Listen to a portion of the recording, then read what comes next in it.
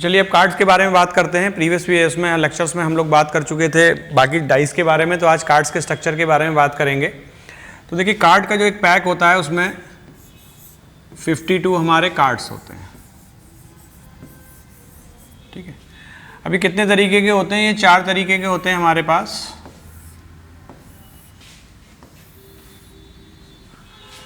पहला होता है क्लब, दूसरा स्पेड, तीसरा हार्ट और चौथा हमारा डायमंड।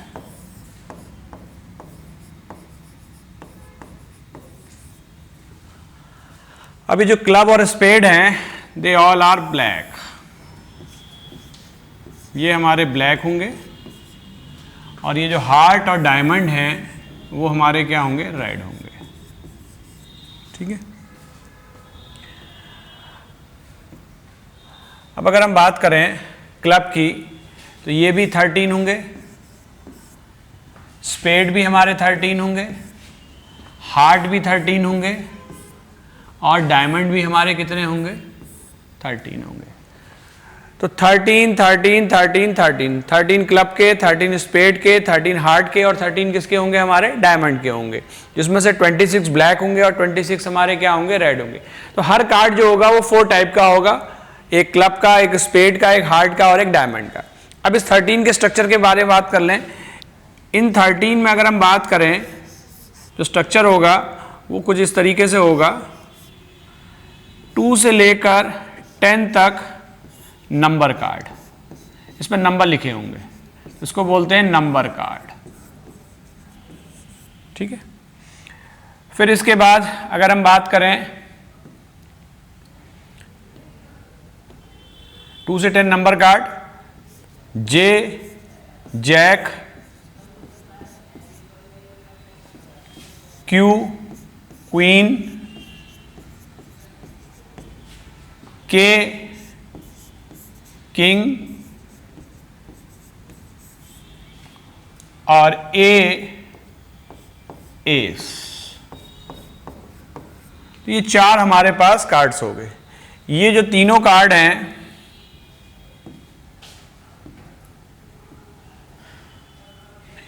इन तीनों को बोलते हैं फेस कार्ड, क्योंकि इसमें चेहरे बने होते हैं।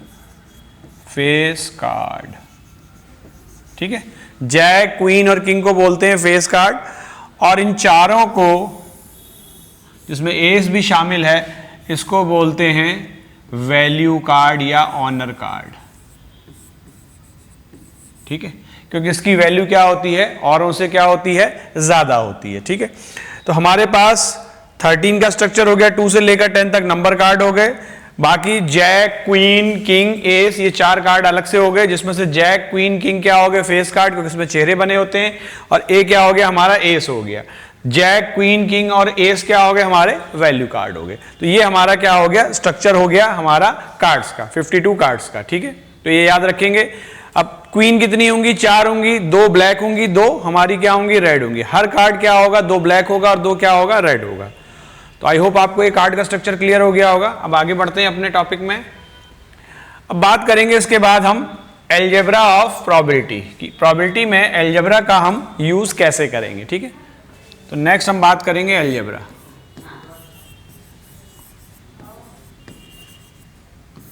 तो यहां पर हम सेट थ्योरी का इस्तेमाल करेंगे। अलजेब्रा प्रोबेबिलिटी में हम लोग सेट थ्योरी का इस्तेमाल करेंगे। सेट्स के जो कॉन्सेप्ट हम लोगों ने पढ़े हैं उसी का यूज हम यहां पर करके प्रोबेबिलिटी की चीजों को समझेंगे। तो सेट्स आप लोग ऑलरेडी पढ़ चुके हैं, उसके कॉन्सेप्ट को बस हमको थोड़ा सा रिवाइज करना है, ठीक है।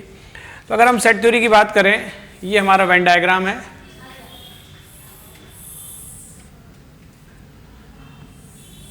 ये एक सेट लिया, ये दूसरा सेट है, ठीक है। अब इस सेट का नाम मैंने ए रख दिया, इस सेट का नाम बी, ठीक है। ये वाला जो हिस्सा है इसको हम बोलते हैं ए इंटरसेक्शन बी। ये वाला जो पार्ट है हमारा, इस पार्ट को मैं कलर कर देता हूं ऐसे,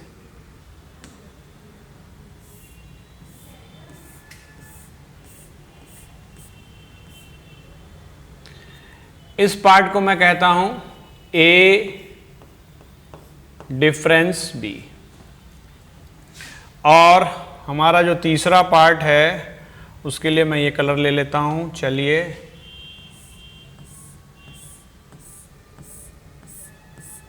ठीक है, तो ये वाला जो हिस्सा है इसको मैं बोलूंगा बी डिफरेंस ए, ठीक है।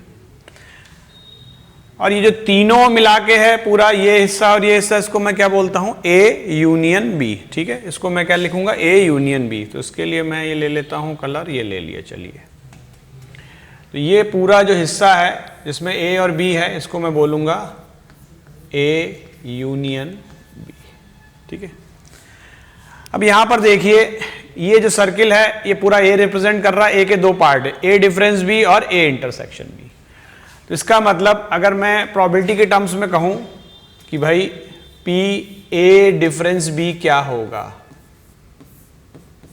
तो मतलब पूरे सर्किल में से मैं इस वाले हिस्से को क्या कर दूं, माइनस कर दूं। तो ये किसके बराबर हो जाएगा, P A minus P A intersection B. तो ये हमारा पहला फॉर्मूला निकल के आ गया बाय यूजिंग सेट थ्योरी कि पी ए डिफरेंस बी बराबर P A minus P A intersection B. P A difference B का मतलब हो गया, अगर हम बात करूं ओनली ए, केवल ए, मतलब अगर दो इवेंट ए और बी हैं तो उसमें से इस बात की प्रोबेबिलिटी कि केवल ए हो, बी ना हो, ठीक है। इस बात की प्रोबेबिलिटी केवल ए हो और बी ना हो, ठीक है।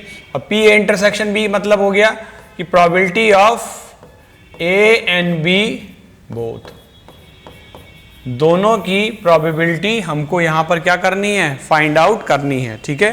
तो ये हमारा हो गया ए एंड बी बोथ। तो ये पहला फॉर्मूला हो गया with the help of set theory, P A difference B बराबर P A minus P A intersection B. अब देखिए, ए यूनियन बी के तीन हिस्से हैं जो पुराना आपने हम लोगों ने फॉर्मूला पढ़ा है सेट थ्योरी में कि एन ए यूनियन बी बराबर n A plus n B minus n A intersection B. उसी फॉर्मूले को हम यहां पर इस्तेमाल कर सकते हैं। तो हमारा दूसरा निकल के आएगा कि पी ए यूनियन बी किसके बराबर होगा, P A plus P B minus P A intersection B. ये हमारा second formula with the help of set theory हमारा निकल के आ गया। पी ए यूनियन बी बराबर P A plus P B minus, इसका मतलब प्रोबेबिलिटी ऑफ ए और बी। देखिए, एक चीज याद रखिएगा, यूनियन का मतलब जहां भी प्रोबेबिलिटी में और है, और इंटरसेक्शन का मतलब क्या है, एंड है। यानी दोनों इवेंट अगर चाहिए, दोनों होनी चाहिए, तो वहां इंटरसेक्शन। और केवल एक से काम चल रहा है, या तो ये हो या तो ये हो, तो उसके लिए हम क्या इस्तेमाल करेंगे, ए यूनियन बी। तो सेकंड फॉर्मूला हमारा तैयार हो गया, पी ए यूनियन बी बराबर P A plus P B minus P A intersection B. इसके बाद डिमॉर्गन्स के जो दो लॉ हम लोगों ने सेट थ्योरी पढ़े थे उनको भी हम यहां पर इस्तेमाल कर सकते हैं। पहला लॉ हमारा डिमॉर्गन का ये है कि पी ए यूनियन बी का bar equal to P A bar intersection B bar, ठीक है। ये डिमॉर्गन का पहला law. Second law, P A intersection B का bar equal to P A bar union B bar. तो ये दो डिमॉर्गन्स के हमारे लॉ हैं जो हम सेट थ्योरी पढ़ रहे थे, उसको भी हम यहां पर इस तरीके से इस्तेमाल कर सकते हैं। क्लियर है? अब ये जो पूरा ये इसको हम क्या करते हैं, यूनिवर्सल सेट हम लोग डिनोट करते थे। यहां पर अगर मैं यूनिवर्सल सेट की प्रोबेबिलिटी पूछूं तो कितनी हो जाएगी, 1 हो जाएगी। यानी P यूनिवर्सल कितना हो जाएगा हमारे पास, 1 हो जाएगा, ठीक है। तो ये भी हम लोगों को ध्यान रखना है। क्लियर है? बाकी चीजों का मतलब आपको पता ही है। ए इंटरसेक्शन भी मैंने ऑलरेडी एक्सप्लेन कर दिया, यूनियन बी का मतलब भी आपको पता है, और बी डिफरेंस ए का मतलब भी पता है, और हमारे पास ए यूनियन बी का कॉम्प्लीमेंट, इसको बोलते हैं कॉम्प्लीमेंट। मतलब ए यूनियन बी का मतलब या तो ए हो या बी हो, और ए यूनियन बी का मतलब ना तो ए हो और ना बी हो। अगर हम चाह रहे हैं कि ना तो इवेंट ए हो और ना इवेंट बी हो, तो इसका मतलब हमको क्या निकालना है, पी ए यूनियन बी का बार। अब उसको हम कैसे निकाल सकते हैं, यहां से निकाल सकते हैं, और बार निकालना है तो 1 में से क्या करेंगे, माइनस कर देंगे। तो ये चीज मैंने ऑलरेडी एक्सप्लेन की थी, फिर भी मैं लिख देता हूं कि किसी भी इवेंट का अगर कॉम्प्लीमेंट निकालना है तो उसके लिए हम क्या करेंगे, 1 माइनस पी ए, यानी 1 में से उस इवेंट के होने की प्रोबेबिलिटी को क्या करेंगे, माइनस कर देंगे। तो ये हमारे पास चौथी चीज निकल के आ गई। ये ऑलरेडी मैंने एक्सप्लेन किया था, इसको फिर से मैं यहां पर एक्सप्लेन कर रहा हूं। तो ये हमारा अलजेब्रा है, इसकी मदद से इस तरह की जितनी भी चीजें हैं हम यहां पर इसको यूज कर सकते हैं। अब इसके बाद आगे बढ़ते हैं। नेक्स्ट हम बात करेंगे टाइप ऑफ इवेंट्स में कुछ खास तरह की इवेंट्स, जिसमें सबसे पहली इवेंट जो होती है उस पर बात कर लें हम। तो सबसे पहली इवेंट जो है हमारी वो है mutually exclusive event.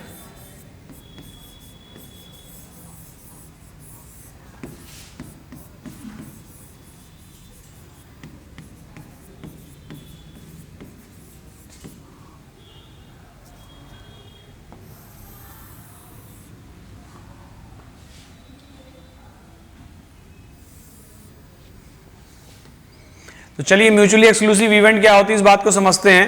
Mutually exclusive events का मतलब है कि दो या दो से ज्यादा ऐसी इवेंट्स जो कभी भी एक साथ ना हो। तो म्यूचुअल का मतलब होता है साथ और एक्सक्लूसिव का मतलब होता है स्पेशल।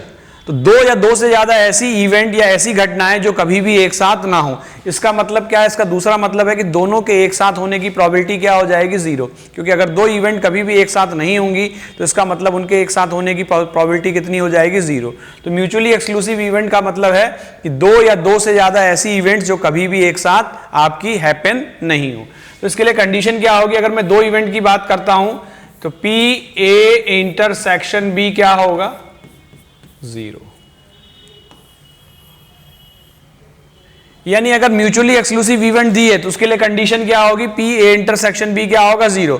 और अगर हमको कभी प्रूफ करना है कि इवेंट्स म्यूचुअली एक्सक्लूसिव हैं या नहीं है तो हमको चेक करना होगा कि P A intersection B is equal to 0 और not. If P A intersection B is equal to 0 इसका मतलब both events are mutually exclusive. और अगर पी ए इंटरसेक्शन बी 0 नहीं है तो इसका मतलब वो म्यूचुअली एक्सक्लूसिव नहीं है, मतलब वो एक साथ हो सकती हैं। और अगर पी ए इंटरसेक्शन बी 0 है तो वो कभी भी एक साथ नहीं होंगी। जैसे फॉर एग्जांपल अगर हम एक कॉइन टॉस कर रहे हैं तो या तो हेड आएगा या क्या आएगा, टेल आएगा, लेकिन दोनों इवेंट कभी भी एक साथ नहीं होंगी। तो हेड आना और टेल आना आपस में क्या हो गया, म्यूचुअली एक्सक्लूसिव इवेंट है। मोर देन 2 इवेंट के लिए अगर 3 या 4 इवेंट हैं तो यही फॉर्मूला हम यहां पर इस्तेमाल कर सकते हैं, P A intersection B intersection C क्या हो जाएगा, 0। अगर हम ये कह रहे हैं कि तीनों इवेंट हमारी क्या है, म्यूचुअली एक्सक्लूसिव है। ठीक है, आई होप आपको क्लियर हो गया होगा म्यूचुअली एक्सक्लूसिव। अच्छा, म्यूचुअली एक्सक्लूसिव अगर इवेंट है तो इस केस में वो पुराना वाला फॉर्मूले को हम इस तरह से भी लिख सकते हैं कि भाई पी ए यूनियन बी कितना होगा इस केस में, P A plus P B, क्योंकि पी ए इंटरसेक्शन बी हमारा क्या हो जाएगा, 0। तो ऐसे भी हम इसको याद रख सकते हैं कि अगर पी ए यूनियन बी बराबर P A plus P B है तो इसका मतलब इवेंट्स आर म्यूचुअली एक्सक्लूसिव। ठीक है, चलिए आगे बढ़ते हैं अपने नेक्स्ट इवेंट पर। नेक्स्ट इवेंट हमारा है इंडिपेंडेंट इवेंट्स।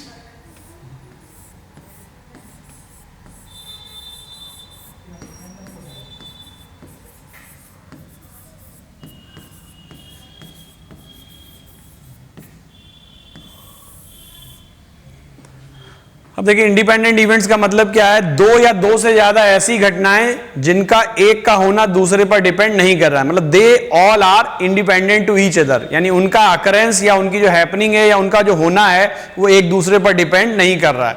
फॉर एग्जाम्पल जैसे अगर हम एक कॉइन टॉस कर रहे हैं तो पहली बार हेड आया, अब नेक्स्ट टाइम हेड भी आ सकता है टेल भी आ सकता है, ये इस बात पर डिपेंड नहीं करेगा कि पहले क्या है। इसी तरीके से जैसे मान लीजिए अभी साउथ अफ्रीका का टूर है तो मान लीजिए पहला मैच, जैसे आप जानते हैं कि पहला मैच इंडिया हार गई है, तो अगला मैच जीतेगी या हारेगी ये इस बात पर डिपेंड कतई नहीं करेगा कि पहला मैच इंडिया जीती है या हारी है। तो ये दोनों इवेंट आपस में क्या हो गई, इंडिपेंडेंट हो गई। मतलब अगर एक का होना दूसरे पर डिपेंड नहीं कर रहा है तो it means both events are independent, और अगर डिपेंड कर रहा है तो इसका मतलब क्या हो गया, both events are dependent events. Clear है? चलिए अब बात करते हैं इंडिपेंडेंट इवेंट के लिए कंडीशन। तो इंडिपेंडेंट इवेंट के लिए कंडीशन होती है P A intersection B equal to P A into P B. मतलब दोनों के एक साथ होने की प्रोबेबिलिटी दोनों के अलग अलग होने की प्रोबेबिलिटी का प्रोडक्ट होता है।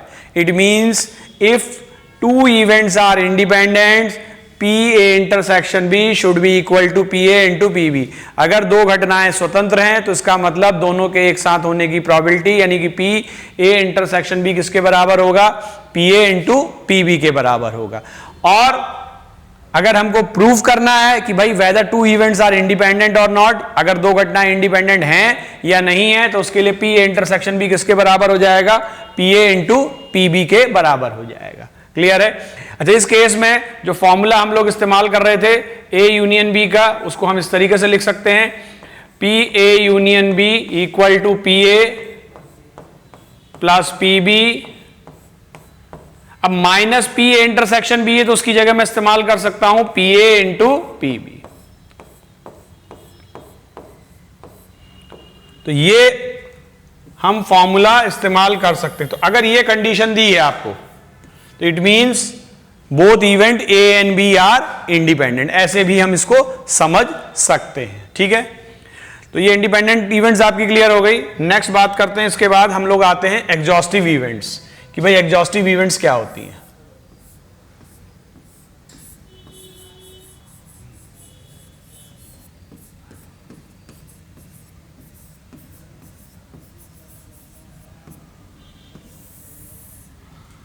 अब देखो भाई, एग्जॉस्टिव का मतलब क्या होता है। जैसे अगर मैं कहूं, एग्जॉस्टिव का मतलब होता है एक तरीके से टोटल। जैसे मैं कहूं अगर आपकी एग्जामिनेशन जो आपका इंडिया का एग्जाम आ रहा है उसके लिए आपने एग्जॉस्टिव प्रिपरेशन कर ली है, तो इस बात का मतलब है कि एग्जॉस्टिव प्रिपरेशन का मतलब आपने कुछ भी नहीं छोड़ा, यानी एग्जाम में कुछ भी पूछ ले आप उसको करके आएंगे, कुछ भी, क्योंकि आपने क्या किया, एग्जॉस्टिव प्रिपरेशन की है, आपने सब कुछ तैयार कर लिया है। कोई भी ऐसा सेक्शन, कोई भी ऐसा टॉपिक या कोई भी ऐसा कॉन्सेप्ट नहीं है जिस पे आपने प्रैक्टिस नहीं की है, सो दैट कि एग्जाम में कोई भी कॉन्सेप्ट पर या कोई भी टाइप का क्वेश्चन पूछा आप उसको करके आ रहे हैं। इट मींस आपकी प्रिपरेशन टोटल है, यानी कि पूरी है, यानी कंप्लीट है।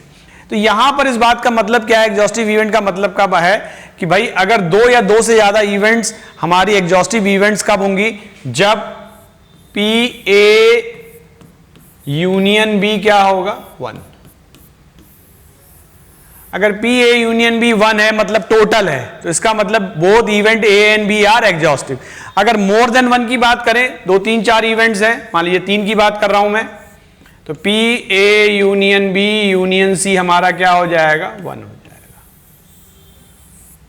तो अगर इवेंट्स एग्जॉस्टिव हैं तो इसका मतलब क्या है कि भाई इससे बाहर नहीं है, या इसको दूसरे शब्दों में समझ सकते हैं कि ए यूनियन बी क्या है, पूरा सैंपल स्पेस क्या कर ले रहा है, कवर कर ले रहा है। जैसे अगर मैं कहूं डाइस फेंका, तो डाइस फेंकने में कितनी इवेंट्स आ सकती हैं, या तो 1 आएगा या 2 आएगा या 3 आएगा या 4 आएगा या 5 आएगा या 6 आएगा। तो ये सारी 6 की 6 इवेंट्स आपस में मिलके क्या बनाएंगी, एग्जॉस्टिव इवेंट, क्योंकि सबकी प्रोबेबिलिटी का जो सम होगा वो कितना हो जाएगा, 1 हो जाएगा, इससे बाहर नहीं होगा। तो अगर कोई इवेंट है जिसको सैंपल स्पेस की सारी इवेंट्स अगर हम कैलकुलेट कर लें, तो ये सारी इवेंट कंबाइंड होकर क्या बनाएंगी, हमारी एग्जॉस्टिव इवेंट्स बनाएंगी। तो this is all about the algebra of events, जिसमें हमने सेट थ्योरी के फॉर्मूले देखे, टाइप्स ऑफ इवेंट्स देखी कि भाई टाइप्स ऑफ इवेंट्स क्या हो सकती हैं, म्यूचुअली एक्सक्लूसिव क्या हो सकता है, इंडिपेंडेंट क्या हो सकता है, और साथ में एग्जॉस्टिव इवेंट्स क्या होगी। अब इसके बाद नेक्स्ट टॉपिक, ये तुम्हारा बेसिक प्रोबेबिलिटी था। बेसिक प्रोबेबिलिटी हमारी यहां पर कवर हो जाती है, क्योंकि मैंने शुरुआत में ही आपको बताया कि प्रोबेबिलिटी में हम 4 टॉपिक्स कवर करते हैं। सबसे पहले बेसिक प्रोबेबिलिटी, यानी कि जो बेसिक क्लासिकल प्रोबेबिलिटी, फिर उसके बाद कंडीशनल प्रोबेबिलिटी, फिर तीसरा बेस थ्योरम, और चौथा हमारा क्या हो जाएगा, बायनोमियल डिस्ट्रीब्यूशन। तो ये पहला वाला जो पार्ट है उसका थ्योरेटिकल एस्पेक्ट मैंने यहाँ क्लियर कर लिया। अब इसके बाद नेक्स्ट हम बात करेंगे कि कंडीशनल प्रोबेबिलिटी क्या होती है, कैसे अप्लाई करेंगे, क्या क्या फॉर्मूले हैं और क्या क्या कॉन्सेप्ट इसमें हम लोग इस्तेमाल कर सकते हैं। तो चलिए बात करते हैं कंडीशनल प्रोबेबिलिटी के बारे में। बेसिक प्रोबेबिलिटी हम लोगों ने देख लिया था, अलजेब्रा ऑफ इवेंट्स देख ली थी, टाइप ऑफ इवेंट्स देख ली थी। अब बात करते हैं कंडीशनल प्रोबेबिलिटी। कंडीशनल प्रोबेबिलिटी क्या होता है, ठीक है। तो देखिए, कंडीशनल प्रोबेबिलिटी जैसे इसमें नाम से छुपा हुआ है कि कंडीशन इसमें क्या होगी, इंक्लूड होगी। अभी हम लोगों ने थोड़ी देर पहले देखा था कि भाई इंडिपेंडेंट इवेंट्स क्या है, कि 2 इवेंट्स आपस में क्या है, इंडिपेंडेंट है, यानी एक का होना दूसरे पर डिपेंड नहीं कर रहा। लेकिन यहां पर कंडीशन दिया है, तो इसका मतलब क्या होगा कि कंडीशन यहां पर क्या होगी, कुछ इनबिल्ट होगी। अब इसको कैसे डिफाइन करते हैं कि अगर ए और बी 2 इवेंट है, जिसमें से इवेंट ए ऑलरेडी अकर्ड, ये इवेंट हो चुकी है और रिजल्ट या आउटकम इज नोन, जो आउटकम है वो नोन है, हमको पता है कि क्या हुआ। अगर इवेंट ए हुई तो उसका आउटकम क्या है हमको पता है, एंड बी इवेंट जो है वो डिपेंड कर रही है ए पर, यानी बी इवेंट का होना ए पर डिपेंड कर रहा है, इंडिपेंडेंट नहीं है। Both A and B are dependent. Then the probability of A, जो प्रोबेबिलिटी ऑफ ए है इसको हम क्या बोलेंगे, कंडीशनल प्रोबेबिलिटी ऑफ बी, और इसको हम डिनोट करते हैं इससे पी बी बाई ए। इसका मतलब है conditional probability of B when A is already occurred. A क्या है, ऑलरेडी हो चुकी है, तो इसको हम बोलते हैं कंडीशनल प्रोबेबिलिटी। ठीक है, अब इसको फाइंड आउट कैसे करेंगे, ये हमारा इक्वल हो जाएगा P A intersection B upon P A, यानी कंडीशनल प्रोबेबिलिटी ऑफ बी जो होगी वो हम इस तरीके से फाइंड आउट करेंगे। ठीक है, तो ये हमारा कंडीशनल प्रोबेबिलिटी का फॉर्मूला हो गया, ये हम इस तरीके से कंडीशनल प्रोबेबिलिटी को इस्तेमाल करेंगे। और बाकी कंडीशनल प्रोबेबिलिटी का मतलब क्या है, कब अप्लाई करेंगे, जब ए और बी इवेंट्स आपस में डिपेंड है, एक दूसरे पर डिपेंड कर रही हैं, और ए इवेंट ऑलरेडी अकर है, हो चुकी है, और उसका जो आउटकम है वो हमको ऑलरेडी से पहले से पता है, तो बी के होने की प्रोबेबिलिटी को हम सिंपल प्रोबेबिलिटी नहीं कहेंगे, इसको हम कहेंगे conditional probability of B when event A is already occurred. और इसको फाइंड आउट कैसे करेंगे, पी बी बाई ए बराबर P A intersection B upon P A. ठीक है, अब देखिए इसको एक समझने के लिए एक एग्जाम्पल से हम समझते हैं, तो कंडीशनल प्रोबेबिलिटी की प्रॉब्लम को हम दो तरीके से समझ सकते हैं, एक तो with the help of formula, और एक और मैं कॉन्सेप्ट बताऊंगा, उस कॉन्सेप्ट से और इजी आपका हो जाएगा कंडीशनल प्रोबेबिलिटी की प्रॉब्लम को सॉल्व करना। तो ठीक है, देखिए समझते हैं। मान लीजिए मैंने कहा एक प्रॉब्लम मैं ले लेता हूं, मैंने कहा 2 dice are throne,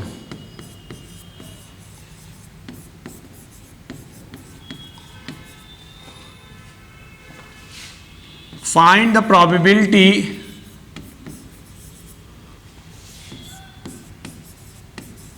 that sum is 9 if one dice shows 5। ठीक है, 2 dice are thrown, find the probability that sum is 9 if one dice shows 5। अब ये प्रॉब्लम कंडीशनल प्रोबेबिलिटी की है, क्योंकि ये जो इवेंट है ये ऑलरेडी हो चुकी है, तो ये इवेंट हमारी क्या है, ए है, जिसका रिजल्ट हमको पता है, और ये जो इवेंट है ये हमारी बी है, इसको मुझे क्या करना है, फाइंड आउट करना है। ठीक, तो ए जो है हमारी इवेंट जो नोन है वो क्या है, 1 डाइस shows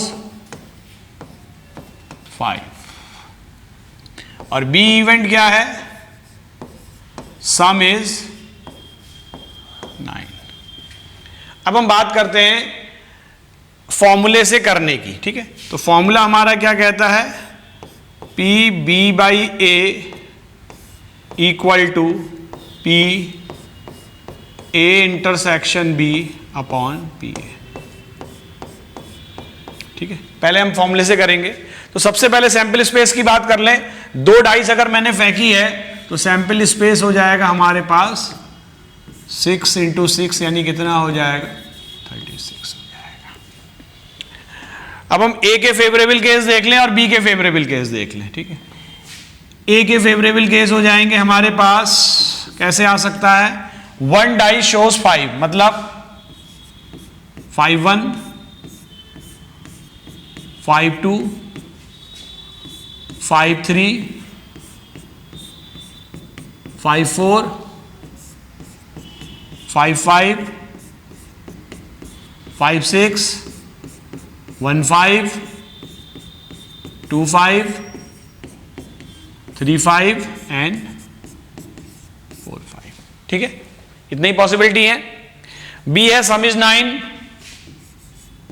तो बी में क्या क्या केस बन सकते हैं?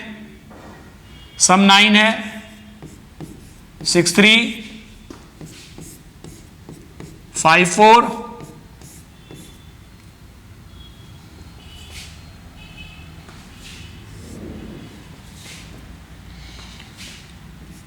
4 5 एंड 3 6, यही 4 केस बनेंगे। ठीक है, तो सबसे पहले पीए की बात कर लें। पीए होगा Na अपॉन NS। तो Na कितने केस बन रहे हैं? 1 2 3 4 5 6 7 8 9 10 केस बन रहे हैं। 5 1 5 2 5 3 5 4 5 5 5 6 6 1 5 2 5 3 5 4 5 और हमारे पास 6 5, एक केस और बनेगा। तो टोटल 11 केस बन गए हमारे पास। ठीक है, तो पीए हो गया हमारे पास 11/36। ठीक है, अब पी ए इंटरसेक्शन बी निकालना। ए इंटरसेक्शन बी का मतलब ए और बी में जो कॉमन है। अब देखिए ए और बी में केवल कौन कौन से केस कॉमन है? ये 2 केस कॉमन है, जहां सम 9 है और 1 डाइस शोज 5। यही 2 केस कॉमन है जो यहां पर भी है, यहां पर भी। देखिए ये हमारा 4 5 है, यहां भी 4 5 है, ये 5 4 है, ये 5 4 है। तो ये 2 केस कॉमन है। तो पी ए इंटरसेक्शन बी की अगर मैं बात करूं, ध्यान से समझिएगा, पी ए इंटरसेक्शन बी की अगर मैं बात करूं तो ये हो जाएगा 2/36। अब मैं यहां पर रख देता हूं तो मेरा आंसर आ जाएगा 2/36 अपॉन 11/36। ठीक है, 36 कैंसिल, तो फाइनल आंसर मेरा निकल के आ जाएगा 2/11। ठीक है, तो ये तो हो गया कि भाई इस प्रॉब्लम को हमने with the help of formula हमने यहां पर इस्तेमाल करके इसको यहां पर लिखा। ठीक है, अब हम बात करते हैं कि विदाउट यूजिंग फॉर्मूला, एक कॉन्सेप्ट की बात करते हैं कि बिना कॉन्सेप्ट के हम इसको कैसे सॉल्व करेंगे। ठीक है, चलिए तो मैं फॉर्मूला हटा देता हूं। अब देखिए समझिएगा इसको कि जब भी हमको कंडीशनल प्रोबेबिलिटी निकालनी है तो इस कॉन्सेप्ट में हम क्या कहते हैं, पी बी बाई ए होगा, इसका फेवरेबल केस और इसका सैंपल स्पेस। ये जनरल फॉर्मूला होता है किसी भी प्रोबेबिलिटी निकालने के लिए कि उस इवेंट के कितने फेवरेबल केस हैं और सैंपल स्पेस क्या है।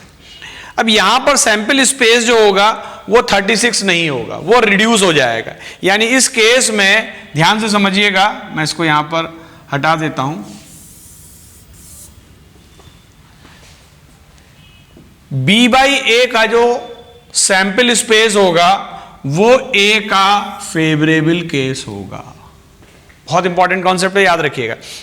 बी बाई ए का जो फेवरेबल जो सैंपल स्पेस होगा वो हम किसका फेवरेबल केस लेंगे? ए का। ए मतलब वो इवेंट जो ऑलरेडी हो चुकी है, यानी कि इसके लिए जो NS होगा वो कितना हो जाएगा? 11 हो जाएगा। ए का फेवरेबल केस कितना है? 11 है। अब फेवरेबल केस क्या होगा? फेवरेबल केस क्या होगा? जो ए इंटरसेक्शन बी होगा। NF किसके बराबर होगा? N A इंटरसेक्शन B, और NS किसके बराबर होगा? NA के। सिंपली इसको ऐसे समझ लीजिए। ठीक है, इसको मैं ऐसे भी लिख सकता हूं कि मैं इसको कन्वर्ट करके इस तरीके से मैं इसको लिख सकता हूं, NA intersection B upon NA। तो NA कितना है हमारे पास? 11। अब A इंटरसेक्शन B, A और B में कॉमन क्या है? 5 4 और 4 5। यहां भी वही है, 5 4 और 4 5। तो NA कितना है? 11। NA इंटरसेक्शन B कितना है? 2। तो आंसर कितना आ गया? 2/11। सेम आंसर आया था। अगर आप वेरीफाई करें कि अगर हमने फॉर्मूले से करेंगे तो भी यही चीज आएगी और कॉन्सेप्ट से करें तो ये भी आएगी। कॉन्सेप्ट क्या कहता है कि भाई जो B बाई ए का सैंपल स्पेस होगा वो हमारा क्या होगा? वो कौन सा होगा? जो ए इवेंट हो चुकी है उसके फेवरेबल केस को हम सैंपल स्पेस मान लेंगे और इसका जो फेवरेबल केस वो क्या होगा, जो ए इंटरसेक्शन बी का केस होगा वही इसका क्या हो जाएगा, फेवरेबल केस। तो इसमें हमको फॉर्मूला लगाने की जरूरत नहीं है, सिंपली आपको जस्ट पुट कर देना है और आंसर आपका निकल के आ जाएगा। तो आई होप आपको ये कंडीशन प्रोबेबिलिटी का कॉन्सेप्ट समझ में आ गया होगा, और इसमें या तो हम फॉर्मूले से कर सकते हैं या फिर हम जो मैंने कॉन्सेप्ट बताया उस कॉन्सेप्ट से सैंपल स्पेस को रिड्यूस कर देंगे। जो रिड्यूस करके क्या होगा, सैंपल स्पेस क्या हो जाएगा, जो इवेंट हो चुकी है उसके फेवरेबल केस को हम किसके बराबर ले लेंगे, सैंपल स्पेस के बराबर ले लेंगे। तो इस तरीके से कंडीशनल प्रोबेबिलिटी को हम यहां पर इस्तेमाल कर सकते हैं। ठीक है, तो आई होप आपको ये क्लियर हो गया होगा। अगला टॉपिक हम लोग बात करेंगे इसके बाद बेस थ्योरम और बायनोमियल डिस्ट्रीब्यूशन।